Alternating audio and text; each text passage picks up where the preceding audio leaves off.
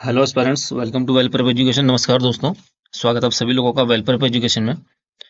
Thumbnail से आप लोग समझ गए होंगे, आज बात कर रहे हैं दिल्ली हाई कोर्ट में जो आपकी वैकेंसी आई है इस समय, जूनियर जुडिशियल असिस्टेंट और रिस्टोरर की। ठीक है, तो वैकेंसी के बारे में डिस्कशन करेंगे और कंपैरिजन करेंगे इससे प्रीवियस वैकेंसी का।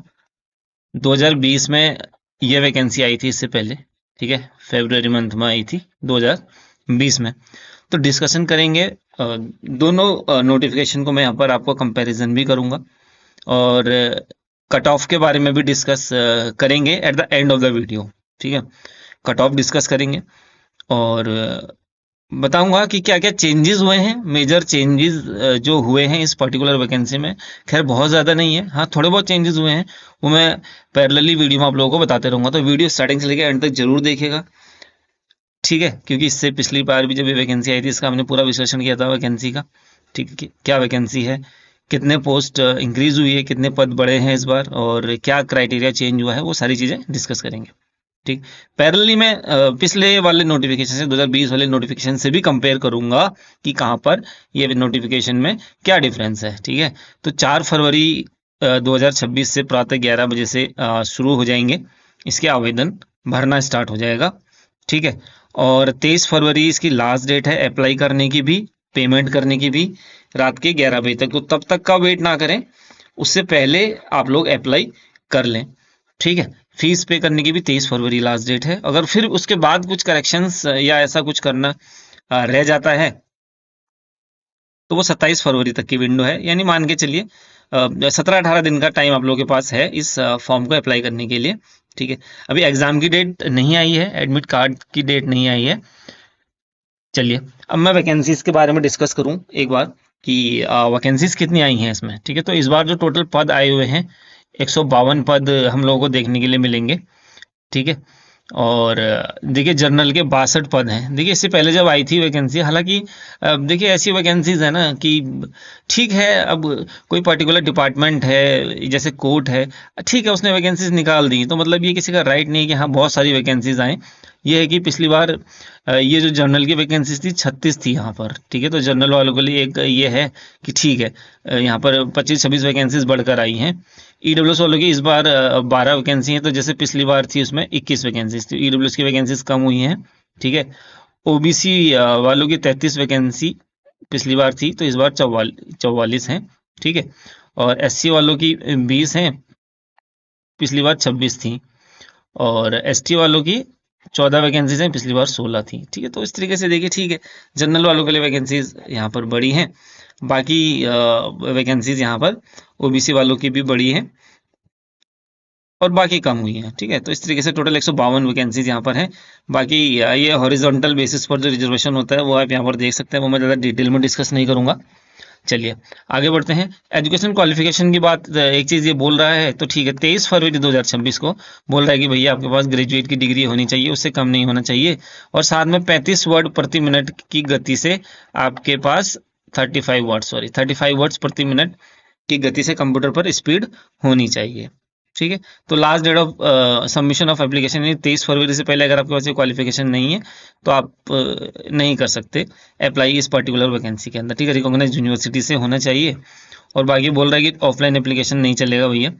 एक चीज पॉजिटिव जो हो गई है, पिछली बार जहां तक मुझे याद है 18 से 27 साल यहाँ पर एज वालों को ही लिया गया था।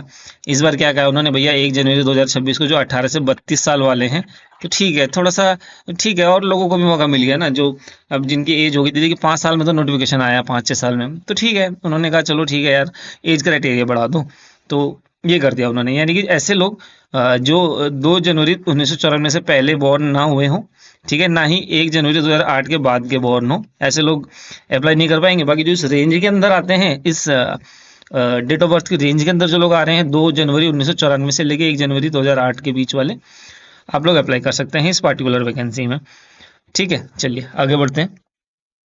मोड ऑफ सिलेक्शन की अगर मैं बात करूं, मतलब मेरे को जो मेन चेंज इस बार जो बताना था आपको, डेट ऑफ बर्थ का था, वो जो विंडो बढ़ा दी गई है, वो काफ़ी पॉजिटिव चीज़ हुई है। ठीक है, चलिए मोड ऑफ सिलेक्शन की बात करें, इसको बहुत ध्यान से देखिएगा। जो लोग पहले पिछली बार अपीयर हुए थे, ठीक है, उन्हें तो याद होगा और जो इस बार वाले हैं वो कृपया इसको ध्यान से देख लें कि क्या पैटर्न रहने वाला है। ठीक है, 4 स्टेज है। ठीक है, 4 स्टेज सिलेक्शन प्रोसेस है, इसलिए थोड़ा सा डिफिकल्ट हो जाता है। क्यों हो जाता है डिफिकल्ट, ये मैं बताता हूँ। चलिए स्टार्ट करते हैं। सबसे पहला है क्वालिफाइंग स्टेज, यानी कि क्वालिफाइंग स्टेज है कि एक निर्धारित शॉर्ट लिस्टिंग करने के लिए एक निर्धारित मार्क्स के बेसिस पर आप लोगों को बुला लिया गया। ठीक है, ये होगा यहाँ पर। इससे ये फर्क नहीं पड़ेगा कि हाँ मेरे दूसरे वाले बंदे से मेरे 10 मार्क्स ज़्यादा थे तो मैं फाइनल में सेलेक्ट हो जाऊंगा, ऐसा नहीं है। ये खाली शॉर्ट लिस्टिंग करने के लिए। ठीक है, तो 120 क्वेश्चंस होंगे इसमें टोटल, और टोटल 3 पार्ट्स रहेंगे ऐसा बोल रहे हैं, इंग्लिश लैंग्वेज एंड कॉम्प्रीहेंशन। ठीक है, 120 मार्क्स के 120 क्वेश्चंस होंगे और 120 मिनट ही होंगे यहाँ पर, यानी कि 2 घंटे का टाइम है। ठीक है, एमसीक्यू बेस्ड पेपर होगा, वेदर इट बी आपका ऑफलाइन मोड और सीबीटी। ठीक है, सीबीटी होगा क्योंकि इन्होंने लिख दिया है सीबीटी, तो कंप्यूटर बेस्ड होगा। ठीक है, तो पहला सेक्शन अंग्रेजी का होगा, यहाँ पर 45 क्वेश्चन होंगे, 45 मार्क्स के होंगे। कुछ इस तरीके से रहेगा। डिटेल सिलेबस हम लोग बाद में डिस्कस कर लेंगे।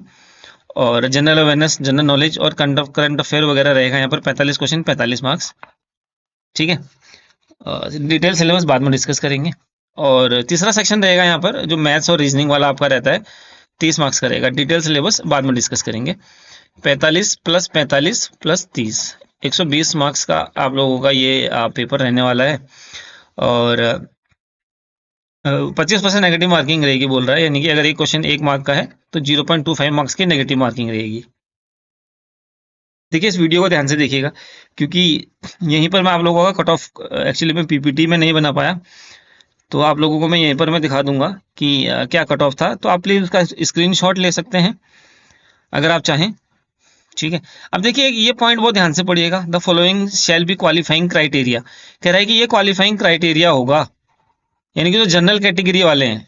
ठीक है, उनसे कह रहा है कि भैया 60 मार्क्स आपको लाने ही लाने हैं, तभी आप कहीं ना कहीं सेकंड स्टेज में जाओगे, अदरवाइज आप बाहर हो जाओगे। यानी कि 120 मार्क्स का अगर पेपर है मेरा यहाँ पर, तो 120 मार्क्स का पेपर है, तो जनरल वालों को कम से कम 60। ठीक है, अब ये मत सोचिए 60 नंबर लाके आप आगे बढ़ जाएंगे, ऐसा नहीं, क्योंकि कंपटीशन में बहुत लोग हैं।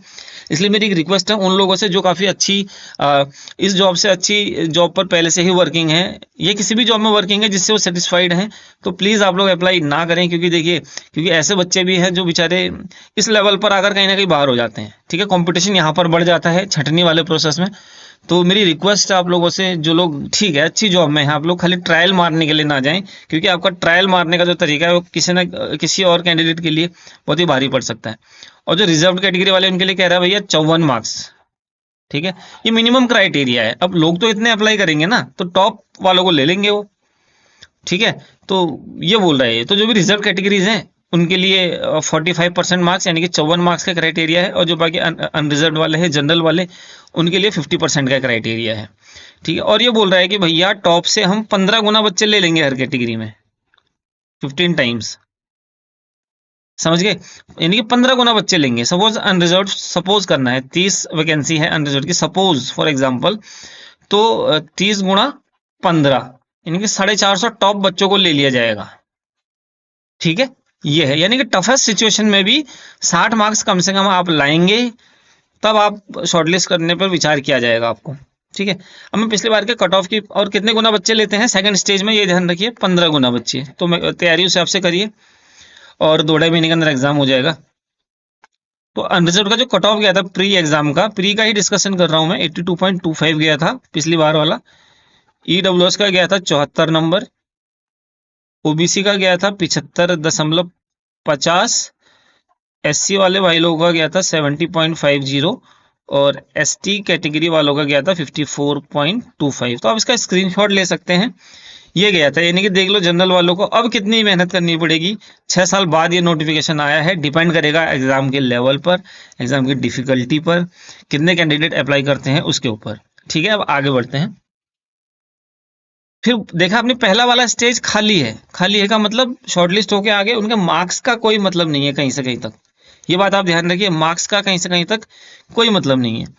फिर आप डिस्क्रिप्टिव पेपर में बैठेंगे। डिस्क्रिप्टिव पेपर आपका कितने नंबर का होगा? 100 नंबर का होगा। ये भी 2 घंटे का होगा, 2 घंटा। ठीक है, इसमें क्या क्या आएगा? एक एस्से आएगा आपका, 250 वर्ड में लिखना रहेगा, 40 मार्क्स का एस्से है। देखिए पूरी चीज बता रहा हूँ, ठीक है। लेटर, 10 मार्क्स का 50 नंबर हो गए।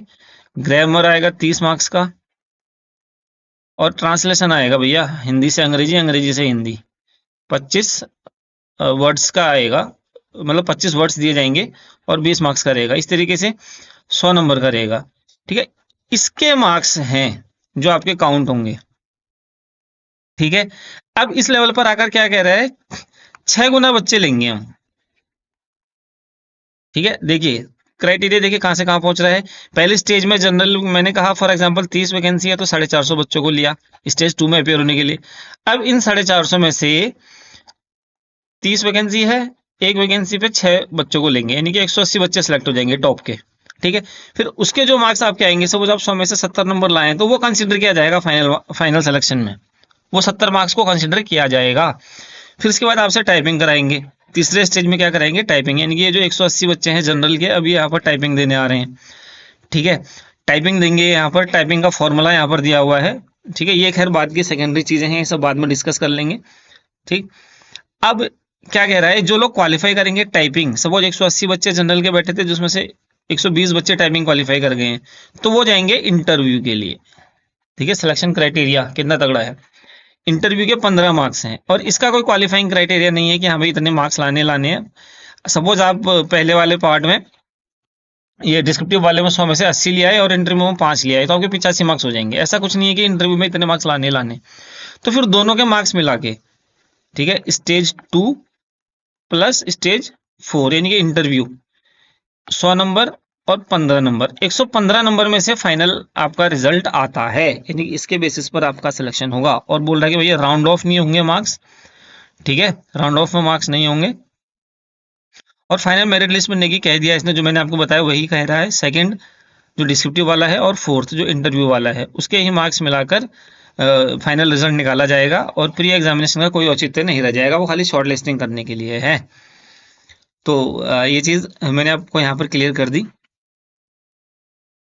एक चीज और डिस्कस करना चाह रहा था, जो मेजर चेंज किया है दिल्ली हाई कोर्ट ने, कहीं ना कहीं बच्चों की जेब पर बहुत गहरा असर हुआ है, मैं ये मानता हूँ। क्योंकि 2020 से लेकर 2026 अभी 6 ही साल का अंतराल में इन्होंने सीधे फीस 1500 रुपया कर दी है, तो थोड़ा सा भारी पड़ेगा। पिछली बार जहां तक मुझे याद है 600 रुपये फीस थी, तो 1500 रुपये आपकी पॉकेट पर मार पड़ेगी। तो भैया ऐसे लोगों से जो ऑलरेडी कर रहे हो कहीं बढ़िया जगह पर हो, ठीक है, छोड़ दो यार। जो बेचारे गरीब लोग हैं, कहीं से 1500 रुपये कमा के या इधर उधर से मांग के फॉर्म भरेंगे, उनके लिए छोड़ देना है यहाँ पर। ठीक है, उन लोगों, और उन लोगों से मेरी रिक्वेस्ट है, आप लोग अच्छी तरीके से तैयारी कीजिए। जिनके पास जॉब नहीं है, देखिए काफ़ी अच्छी रेपुटेड जॉब है, दिल्ली के अंदर आप लोग रहेंगे, काफ़ी अच्छा हैंडसम सैलरी रहने वाला है आपका। तो वो चीज़ आपको ध्यान में रखनी है। ठीक है, माँ बाप के सपनों को ध्यान में रखना है। तो तैयारी कर लीजिए बहुत अच्छे तरीके से।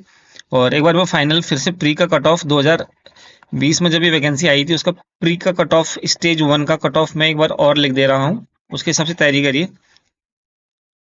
अनरिजर्व की कट ऑफ गई थी 82.25, ईडब्ल्यूएस की कट ऑफ गई थी 74, ओबीसी की कट ऑफ गई थी 75.50, एससी की गई थी 70.50 और एसटी की गई थी 54.25। तो इतनी तैयारी करो यार इस हिसाब से। ठीक है, मान के चलो कि पेपर और टफेस्ट होता जाएगा और आपको सिलेक्शन लेना है, कम से कम इतना तो सिक्योर करना ही करना है, क्योंकि पिछली बार का है, अब इससे कम तो क्या ही जाएगा, वो मान के चलिए। और बाकी मेरी तरफ से और कुछ डाउट आप लोगों का है तो वो आप कमेंट सेक्शन में कमेंट कर सकते हैं, या मेरी तरफ से कोई हेल्प ऐसी आप लोगों को चाहिए तो प्लीज़, मेरी हमेशा कोशिश रहती है कि मैं दिल्ली हाई कोर्ट हो या ऐसे अदर वैकेंसीज हो, उनके जो भी कैंडिडेट्स होते हैं उनके लिए हमेशा सपोर्ट में रहता हूँ। So all the best guys, bye bye, take care.